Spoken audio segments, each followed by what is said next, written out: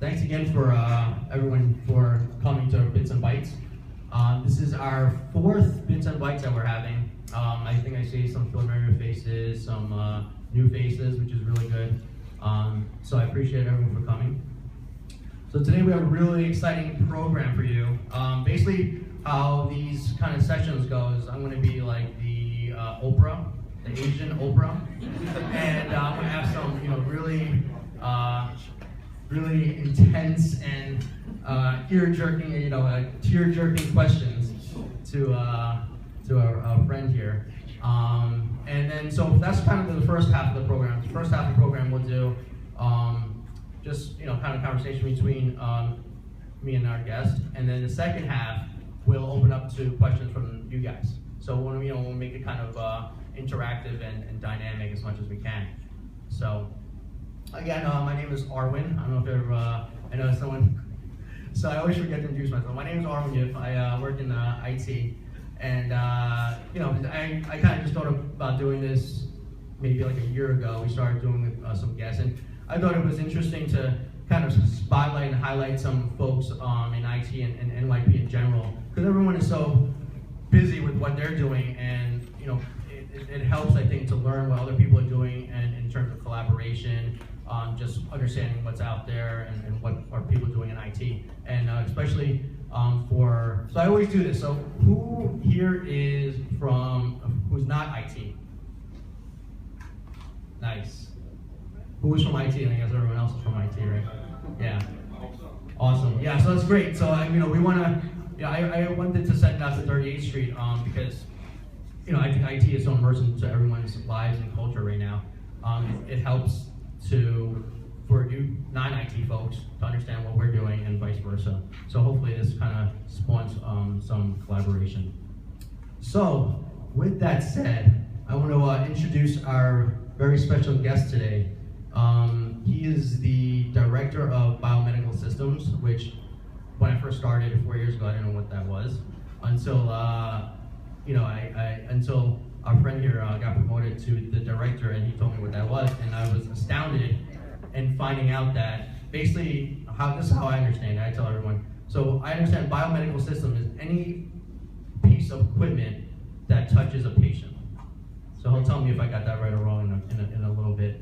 But that amount of equipment, I don't know if you guys know how many equipment do you guys think that is? Anyone have a guess? Yeah, if you guys look over there, 70,000 pieces of equipment, and it's crazy. Well, with that said, I want to introduce and a big round of applause to our guest, Chif Umejei.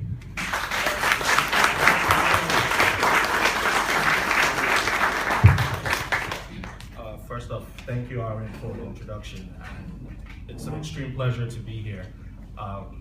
When Aaron approached me about this a couple of months ago, I was like, Aaron, if it's a speech in a podium, I can do well, because when my legs are wobbling, no one can see them.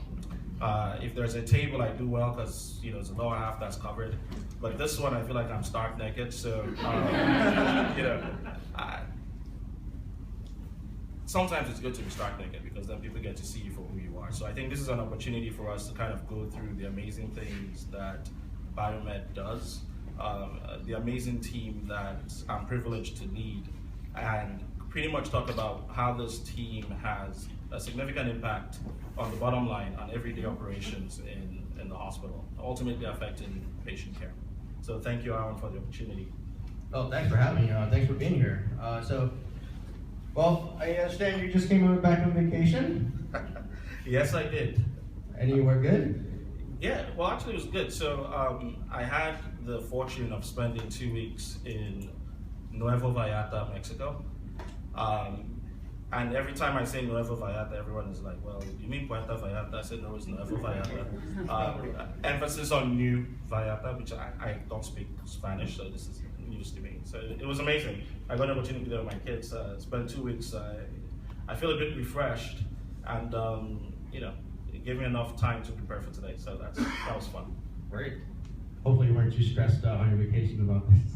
I'll tell you, anything that involves money stresses me out, so that's what my family says, but we're good. We found time to enjoy ourselves. Yeah, you work hard, play hard, right? Yep.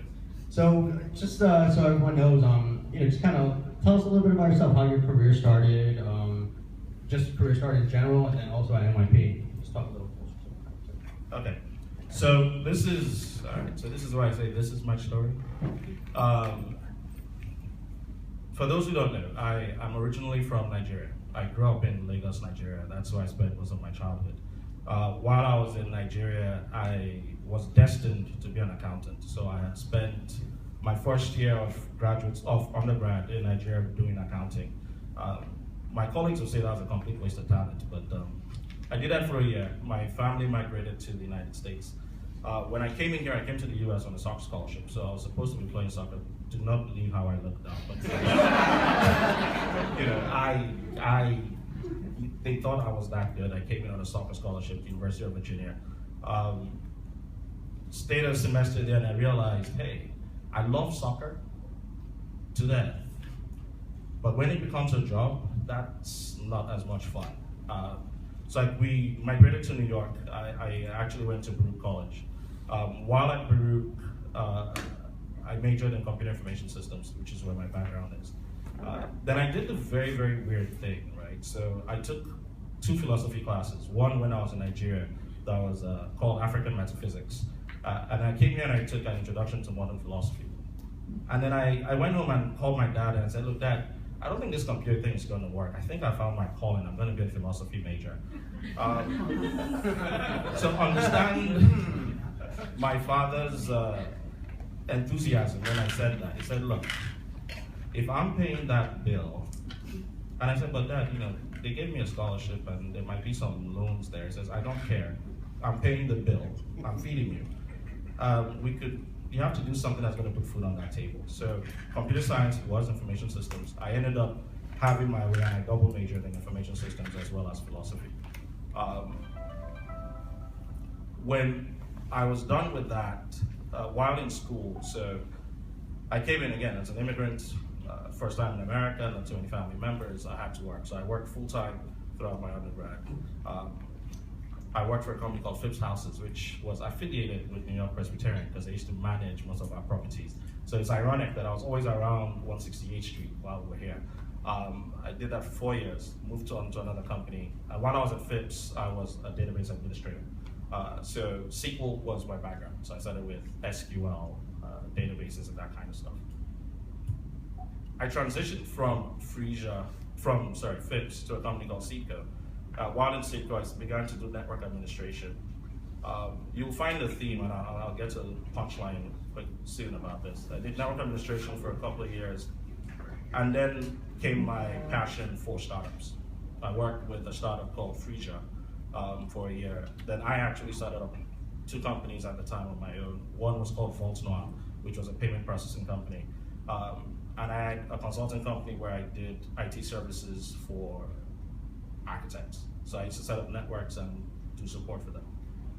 Ultimately, I had 3 jobs. The experience for the startup was phenomenal because we failed and we failed miserable. All my startups did not break a profit, but the experience in itself was amazing. The ability to put together a business plan, the ability to go look for funding, the ability to be denied funding, and to come back and dust yourself up and go back again.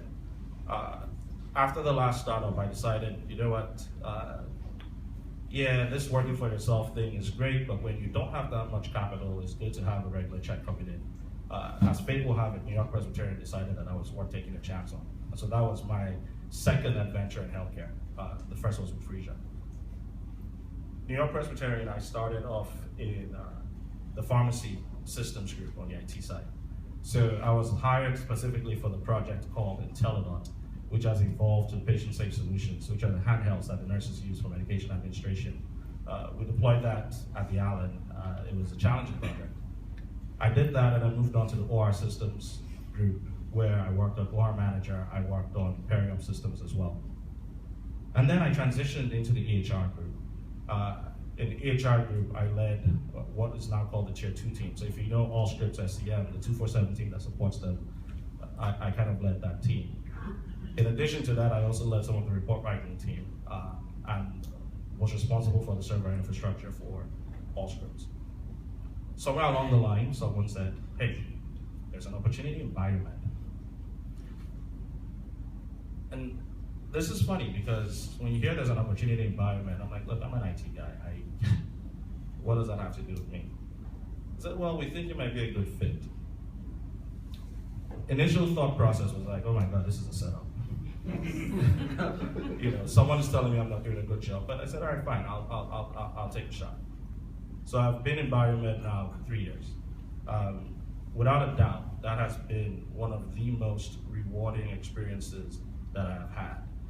And I'll tell you why, and I said there's a punchline to this. Someone asked me, Chief, what's your specialty? And I said, well, I'm a specialist in being a generalist. It's an expertise that I have that has been blessed by the fact that I've worked in different areas and I've had different opportunities. And biomed is the ultimate generalist's dream because we touch pretty much everything. So I hope that wasn't too long-winded for you folks. No, not at all. So in summary, went from soccer to philosophy to biomed. To IT, to biomed. To IT. So do you still play soccer, or are you very philosophical? So here's the way I look at it, right? In philosophy, there's this whole thing about existentialism, right? So in my existentialist form, I'm still playing. My physical form. Yeah. Who's your favorite team? Chelsea. I'm a very big Chelsea Football Club fan in the English Premier League. And in the United States, I'm a supporter of New York City MC. I actually go to most of the games, which NYP is a proud sponsor of. So that way I get to cheer the company, the company hat. Awesome. So okay. So I guess we could talk a little bit. Well, not a little bit, but a lot about biomed. You're where you are now. So can you tell us a little bit about biomed, what people don't know about biomed? Like what is, did I get that right, first of all? Okay. How I described it. So I think you did. But sometimes we get into these confusions. Yeah, there's a bunch of buts. Okay. I would like to define medical equipment or biomedical equipment, and my colleagues here who I lead have done this for their lives, so bear with me if I butcher the profession. But any mechanical or electronic device that is involved in the therapy, right, and the diagnostic value of a patient is a biomedical device. So as long as it could help improve the patient experience, essentially therapeutically, or it can help in the diagnosis of any diseases or any ailments, that is considered a biomedical device. So think of us as, or think as a biomed device as if you were a carpenter, that is your hammer, that is your nail. That kind of stuff is pretty much what we are responsible for. Wow. So how big is, can you tell us a little bit about the organization? Like how many people does it take to manage 70,000 devices? So, and growing. Fortunately or unfortunately. My finance folks will look at me weird when I say and growing. So is that 70,000, it's more than 70,000? Well, 70,000, but every year, we're looking for ways to curb the growth, but every year it tends to increase, and that's the trend, the current trend. So, to talk about biomed as a team and how we're structured and the way we are, when I first came into biomed, my perception was, well, it's biomed, and I apologize to my team because I initially, and a lot of people do this, we don't know what it is, and therefore, since we don't understand it, we kind of degrade it. When I came into the role, I realized, I don't know, how many folks here watch Game of Thrones? Okay, great. How many folks know what Ygritte's favorite phrase is? Go ahead, what is it? You know nothing, Jon Snow. So when I came to biomed, I had a you know nothing Chief Umejei moment. It is a very, very big team with diverse skill sets. So I'm going to go through biomed by the numbers and I'll go through the staff. 70,000 assets that we're responsible for. We estimate that the total value of our assets is somewhere within $700 million to $1 billion. We're responsible for 1,500 device classifications. Now, let me explain what device classifications mean. It doesn't mean like, for example, a car. I have a Toyota and I have a Nissan. It means car is one device classification. That does not account for the variety of models or the variety of vendors. We have about 30 applications that we support. We support 6 campuses, we also sell our services to doctors' offices. So without brushing our shoulders, they're kind of a big deal. I think it was a huge deal. In terms of staffing, there are 120 FTEs that are dedicated to biomed.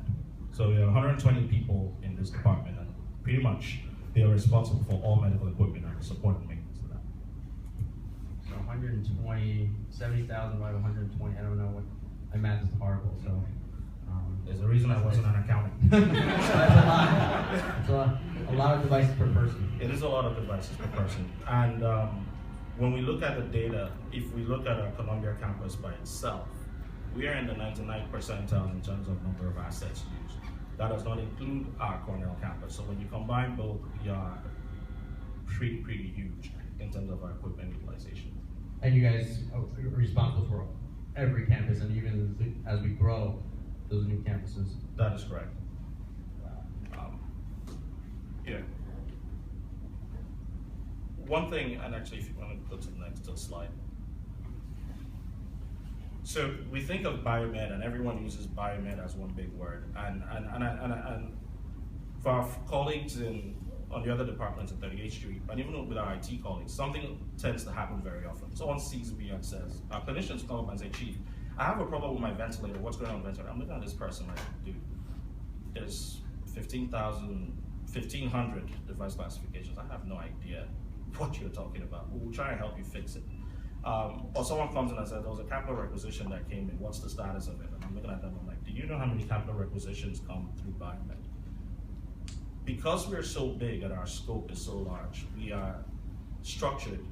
Our structure is actually laid up there. The way we think of ourselves are twofold. There are two key divisions, and this is a conversation we have. The top half of up there is what we call day-to-day operation. The operations group has three subcomponents. One is what we call general biomed, which is everyday equipment that are used by the clinicians on the floors to do their job. The second group is our diagnostic imaging group, which has our very, very heavy capital-intensive assets, essentially things like MRIs, CTs, and the like. And the third group there in our operations bucket is our performance excellence group. For those who don't know, medical equipment naturally is heavily regulated and is regulated by the FDA. So our performance excellence group help us stay on top of what we need to do for the FDA, for CMS, for Department of Health, and for the Joint Commission. So they play a very big role. So that first quadrant is what has existed in traditional biomed, and is what most people think. Operations is responsible for two very, very big things. In that we use the terminology preventative maintenance and corrective maintenance. When we think about preventative maintenance, that is the things we need to do to make sure that the equipment does not fail while in patient use. We have to do safety checks on our equipment, we have to pass them. Corrective maintenance is, well, stuff's broken, we have to do what we have to do to fix it.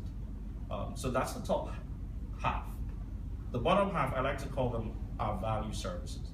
And when we talk about value services, I look at two things. Biomed has traditionally been about mechanical equipment and electronic equipment. But lately, what's happening to everything we have? There's a computer component to it, right? Everybody wants everything we have to talk to each other. Everybody wants to have real-time information to be able to make decisions. Right. So the bottom half of the group is responsible for that. That involves our technology integration group that helps us with capital projects when new buildings are coming in or new technology is being brought in, or our systems group that helps us with the integration. So that's pretty much how we try to structure. One group that is not listed up there from an operational perspective is within our department, we do have a finance division. It's about $700 million worth of assets. We're figuring out ways to help cut spend or look for cost avoidance opportunities. So we're always looking at the money. So.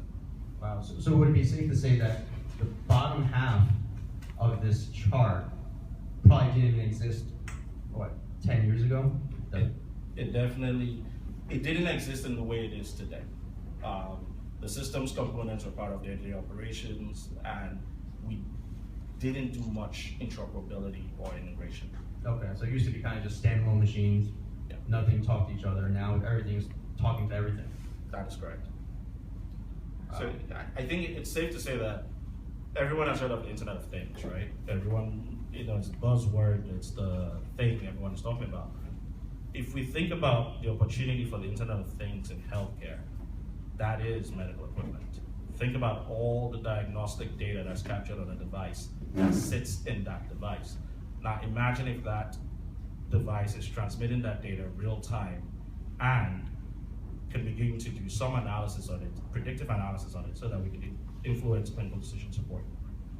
So would you say your primary client or customer is it the doctor, the physician, or? Stephanie, if you could forward. One more. Let's keep going. Keep going. Yeah. So if we look at that slide, and I like that question because when I came in, I was like, so who's my customer, right? So naturally, I think it's nursing. It is nursing because I get the most constructive criticism from them. But there's operations, and there's finance, and there's IT. So we have a bunch of drivers that drive what we do. Our clinicians we respond to, whether it's not just nursing staff, we have OR staff, we have laboratory staff. Our financial drivers we have to respond to because we're trying our best to be fiscally responsible and help institutions stay fiscally responsible. On the IT side, for those who don't know, Biomed reports into IT. So when we bring in these really cool toys, or when the latest doctor comes in and says, this is the gizmo that I need, we have to make sure that that gizmo is integrated in the environment to comply with our IT standards. Security being one of them. So there's always that issue of, well, I like this toy, but it doesn't work from a security perspective and those kind of things. So, and then the other person that I would say is a significant customer, partner, frenemy is facilities. We often get into tough wars with facilities. So for example, if we have an MRI machine that's down, is it the chiller, is it the AC, is it the HVAC? So we feel the pressure from, in my opinion, pretty much everyone here. And those are the folks that hit us. And those are our customers. So would you say kind of maintaining that relationship with all these pressures is one of your biggest challenges you face in your role, or is there? Yeah, so relationship building and maintaining relationships and keeping my head attached to my body is a challenge. But I think while we maintain relationships, the biggest challenge is the breadth. I walked in and, like Egret says, you know nothing. And the more I learn, the more I understand that our scope is bigger than we thought it was, and our potential is even greater. So we know how big we are today. There's so much more opportunity for us to do things and manage things better. And that's the challenge, is how do we manage what's already too much and prepare for the future, which is going to be, in my opinion, explosive. So talking about the future, where do you see biomed in your eyes in the upcoming year, or 2016, and then 3 years out? In 3 years, we would have conquered the world. But if you go back one slide, if you don't mind. So here is something that I want to share, and I want to tell you why this is important to us. If you ask anyone in biomed how the hospital sees them, or how we see the hospital staff, that's exactly what comes to mind. We think everyone is on a witch hunt. We feel it too, because the numbers don't look good, we have to respond. Oh my God, I need equipment, why weren't you there yesterday? Well, I fixed 10 of them, well, you broke it, I didn't have, but your biomed, why did you break? So our day-to-day activity is being viewed, and we view everyone like this. Where do we want to see ourselves in 2016? We want to change that view. And Stephanie, if you can advise a few. Forward. Keep going. We want to change that view to something like this. We're on the table. We're at the table. We're not seen as a black hole. We're not seen as a dirty word. We're not seen as, if I have to call biomed, stuff's broken. We want to be there before stuff's broken. We want to be there to solve solutions. We want to be there to impact patient care. After all, Dr. Kelly says this in all his staff meetings, all his new hire orientations. What are you here to do? And the answer is resounding. We're all here for patient care. So irrespective of how many layers from patient care we are, that's the goal for biomed in the next year. In 3 years' time, perhaps we may not be sitting at the end of the table. Please notice the handsome fellow at the end. We might be sitting at the head of the table because we have the significant talent advantage and the fact that we're not immersed in day-to-day activity of patient care, that we could zoom out and make decisions that ultimately help the patient and help the hospital stay fiscally responsible and safe. And perhaps, I'm tired of us hearing we're number 7. I think we could jump up and notch number 6, and biomed wants to play a role in that. Great. So, I mean, I feel your pain. I think, I think biomed is one of the victims. IT in general is usually like, okay, something's broken, call IT. But we want to be partners with the business and coming up with a solution together rather than, okay, here's our solution, now implement it, or here's a solution that's broken, now fix it. So I completely feel your pain there. So just switching gears a little bit. I know you've had a long, illustrious, successful career from soccer to philosophy to IT, now in biomed, and who knows when in the future. How do you define success? So, everyone bear with me. I did tell you I was a philosophy major, right? We're going to look at it a couple of ways. I think there is temporal success and there is actual success. And there are 4 dimensions to this. Temporal success is, I had a goal. I accomplished that goal. I get my 5-minute high that I did it. But guess what? There's more things to get done, right? We have to acknowledge that. We have to look at the long-term success, which is legacy. What's the legacy that we've left? Within that, I want to highlight 2 things from 2 very interesting people. I don't know how many folks know John Wooden.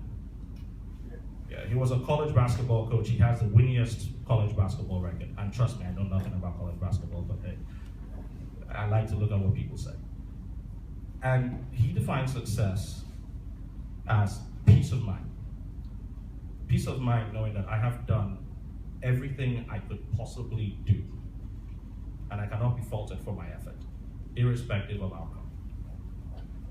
I look at that as significant because sometimes we're going to fail. I've partnered in 2 startups that were complete disasters. I'm still trying to recover from them financially. So if you have donations, do send. We're going to send a box. Yeah, the offering thing. But I've had two startup failures. But I can sit back and say that I have absolutely done, especially in the second one, everything I possibly could do. So in spite of the fact that I am not Zuckerberg, I've gained something from that. The other person that influences my definition of success is Winston Churchill. Everyone knows who he is. He was the British Prime Minister during World War II. Now, Winston Churchill was a specialist in failure, seriously. He had applied for so many things, he wanted to be Prime Minister so many times, it just didn't work out. And he defined success strictly as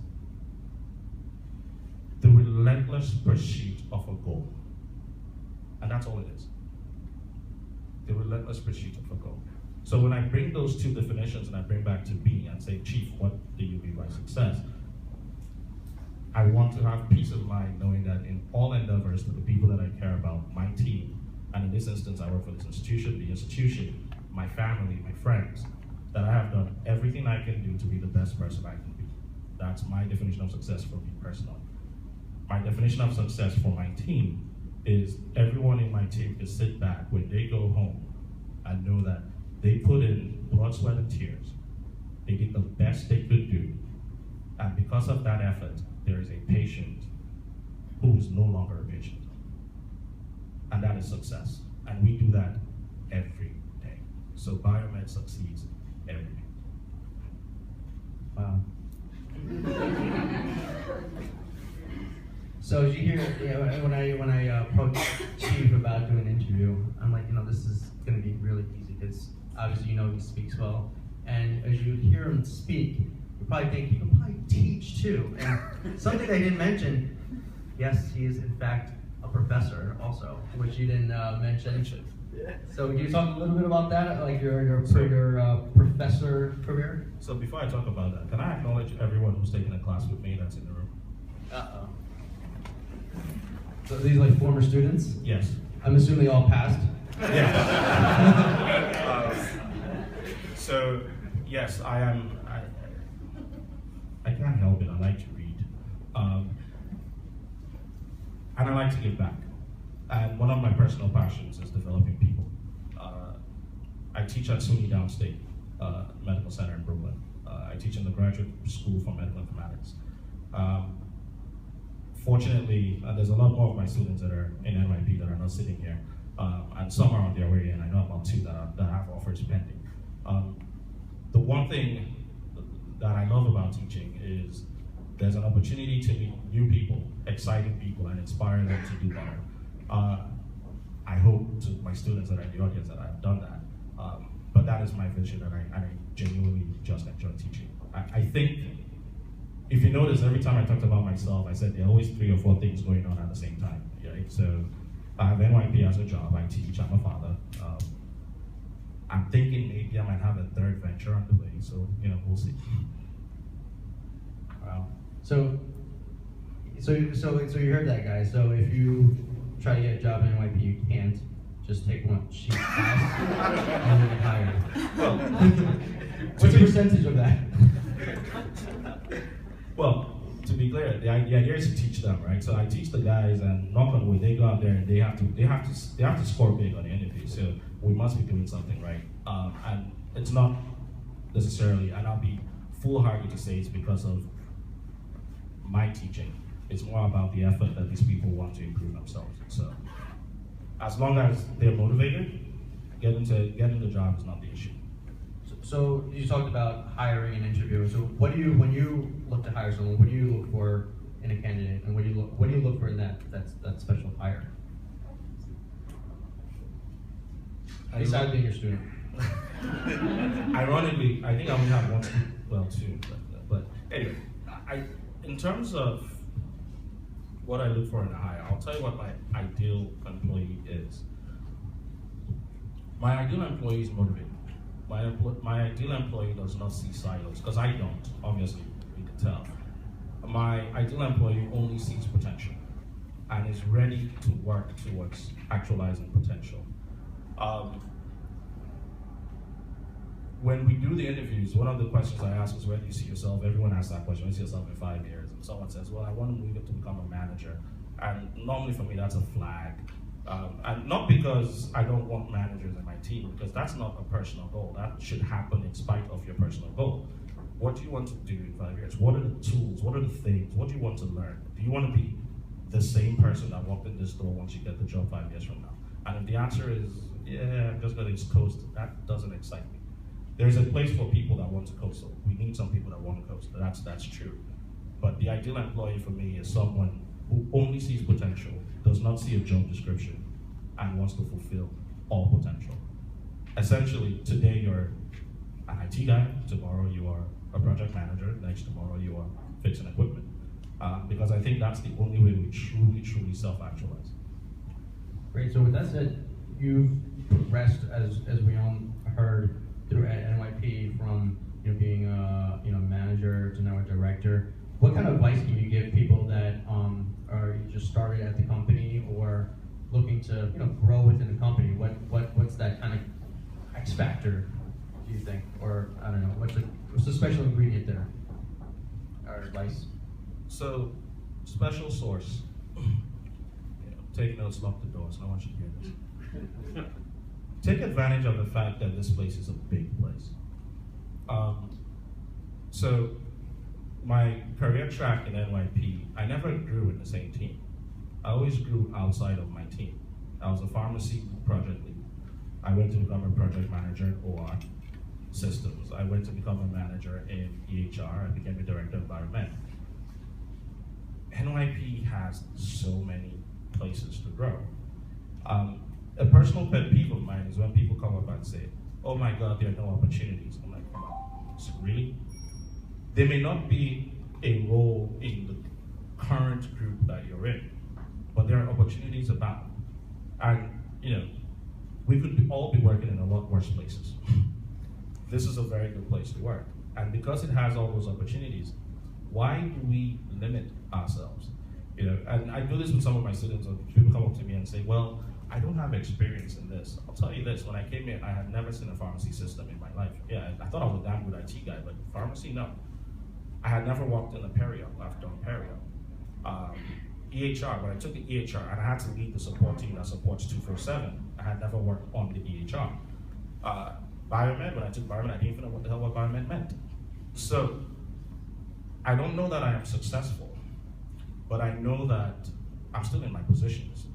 And if I've been able to get the recommendations to make those moves, I may have done something right. So there's nothing special about my trajectory. It's just the fact that I was willing to take a chance. In your career, the one thing I'll advise everyone is you're the architect of your success and your failure, not your boss, not your institution. You're the sole architect of that. If you want to move up, move up. Who's holding you back for that? Only you, not your boss. Your boss can only do what they're constrained to do. And personal advice is be willing to challenge yourself to do anything. Like I said, maybe be a specialist like myself. A specialist and be a generalist. That's great advice. So last question for me before I turn it over to these guys.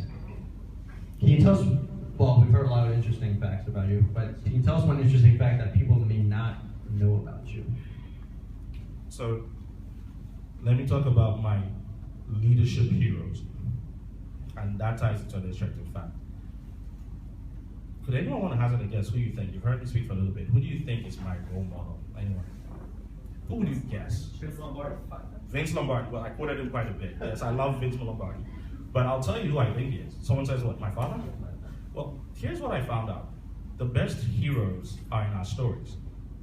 Think about it. Whether it's mythology, whether it's religion, whether it's whatever, they're in our stories. And my ultimate leader is Optimus Prime. Optimus Prime. If you've ever watched Transformers, the cartoon or the movie, the quintessential leader for me is Optimus Prime. Why? He's selfless, he's calm. He makes a ton of mistakes, because sometimes I want to, be like, dude, I know it's a cartoon, but I get serious. But he admits his mistakes. And he's not afraid to waver from his decisions, in spite of the consequences of those decisions. So that is my leadership hero, and that's one fun fact. The second person that I ultimately adore. How many folks have ever watched the cartoon series Dragon Ball Z? Really? All right, if you haven't, go Google Dragon Ball Z. I love, and he annoys the hell out of me, but I love Goku. Now, for those who haven't followed the series, I'll tell you why Goku is phenomenal to me. When I watch it, yes, it's martial arts and it's Super Saiyans and this. But think about what Goku does from a personal development perspective. Goku is a fighter. No one trains harder than Goku. The guy trains even when he's dead. Right? The other piece of it is, no matter what happens, his team, his friends, his families, even when he is dead, he will do his best to come back to save them, to make an impact. So, for me, yes, they're not real people, they're in our stories. I kind of want to be the Optimus Goku. I want to be the guy who's resilient in my decision making, and I also want to be the person that always strives to be the best at what he does, whatever my craft is. And if I can attain that, and if you could go one slide up. Yeah, we're going to go back up.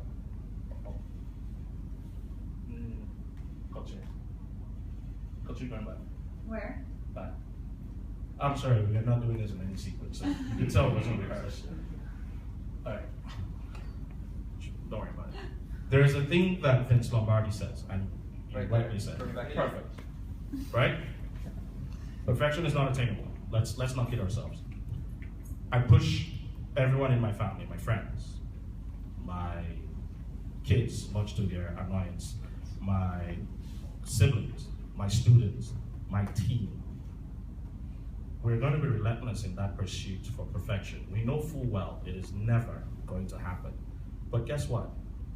We just might catch excellence. And that's my mission. With that said, please round of applause for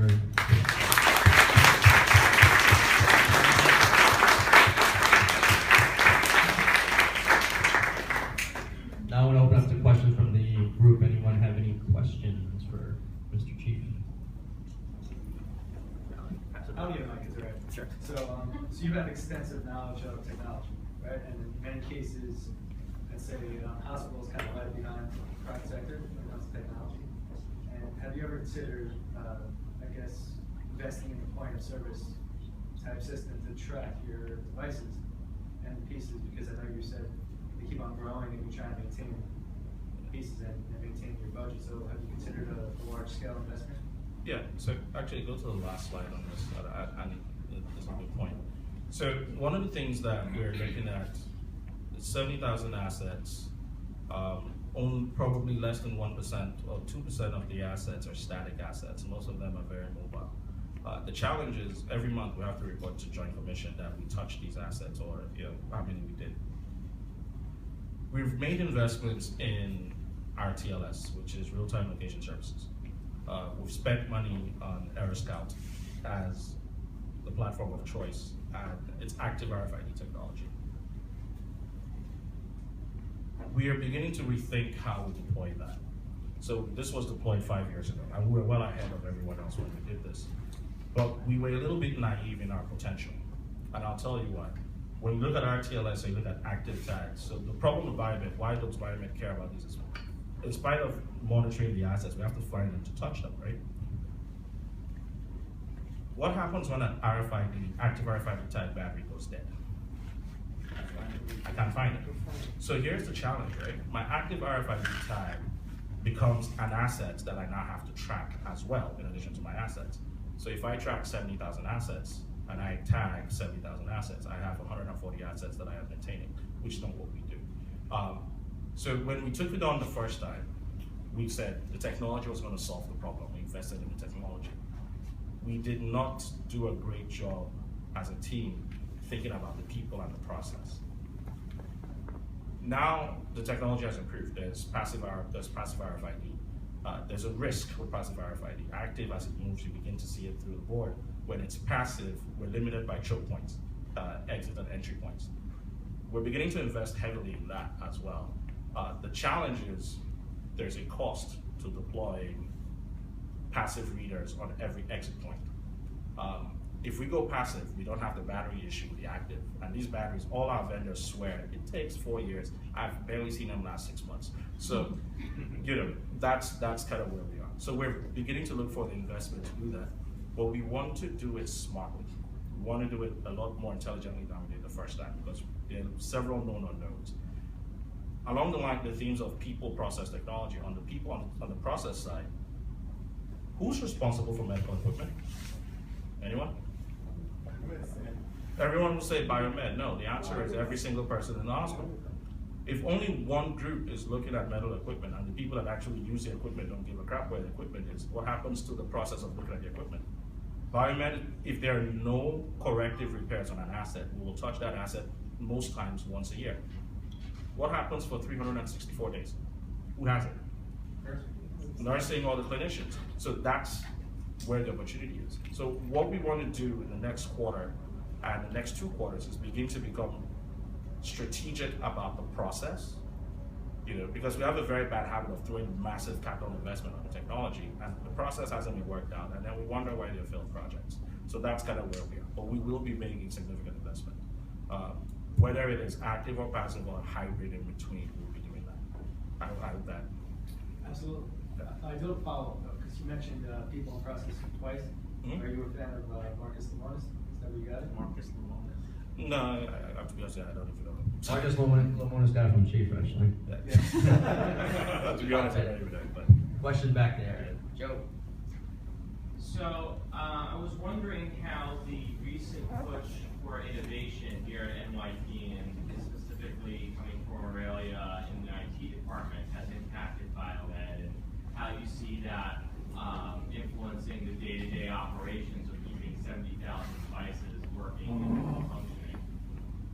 So I think the innovation team is focused on solving a different problem. And here's my theory on innovation, right? And I might be shooting myself in all sorts of places with this statement. But innovation has to impact operations. And one of the challenges that we have in most of the projects we take is we try too hard to divulge innovation from operations. So if you do things like in software development, rapid prototyping, the whole advantage of rapid prototyping is I do a rapid prototype and I deploy quickly, and I can see the impact in the field. What we're doing on the innovation side is more focused on the data capturing aspect. What we're trying to do, and there is innovation on the environment side, what we're trying to do on the innovative side of the environment side is try to look at how we integrate the technology and people and behavior. At some point, those two will meet, but right now we're not there yet. Did that answer your question? Yeah, thank you. One more question, one last question. Really? No questions? That's it. Well, thanks again for joining. Look out for our next session of Bits-N-Bytes next month. I think I'll be having Jennings Askey in this hot seat next month. So he's our new Chief Security Officer.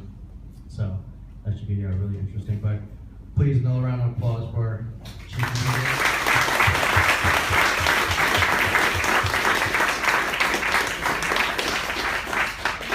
Have a great rest of the week. Enjoy the weather. I'm sorry you're here, but hopefully it was beneficial. And please, coffee. If there's any dessert left, help yourselves. Thanks again, guys. Sure.